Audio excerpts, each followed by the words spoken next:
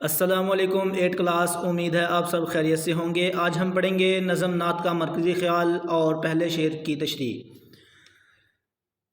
تو مرکزی خیال کے لیے سب سے پہلے لکھیں گے شاعر کا نام ساغر صدیقی، اور پھر مارکر کے ساتھ ہیڈنگ دیں گے مرکزی خیال، اور اس کے بعد پھر پین سے لکھیں گے مرکزی خیال۔ اس نظم میں شاعر بیان کرتے ہیں کہ حضور صلی اللہ علیہ وسلم کی تشریف آوری سے دونوں جہانوں کی محفل کو 4 چاند لگ گئے۔ آپ نے شمع توحید جلائی اور اپنی مبارک تعلیمات سے دلوں کو منور کیا، بھولے بھٹکے انسانوں کو ان کی صحیح منزل سے آگاہ کیا اور انسانیت کی ڈوبتی ہوئی کشتی کو سہارا دیا۔ شعر نمبر 1، بزم کونین سجانے کے لیے آپ صلی اللہ علیہ وسلم آئے، شمع توحید جلانے کے لیے آپ صلی اللہ علیہ وسلم آئے۔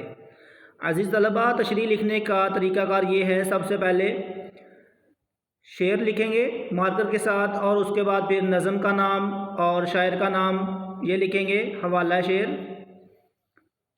پھر ہیڈنگ دیں گے تشریح کی، اس کے بعد تشریح لکھیں گے۔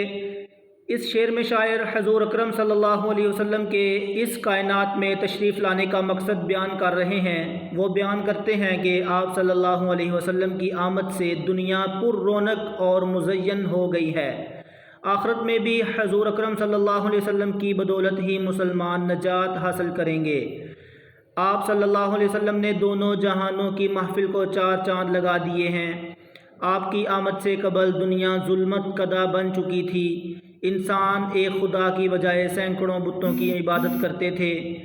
آپ نے ہمیں توحید کا پیغام دیا اور صرف ایک خدا کی عبادت کرنے کی تلقین کی۔ آپ کی آمد سے دنیا روشنی کا گہوارہ بن چکی ہے۔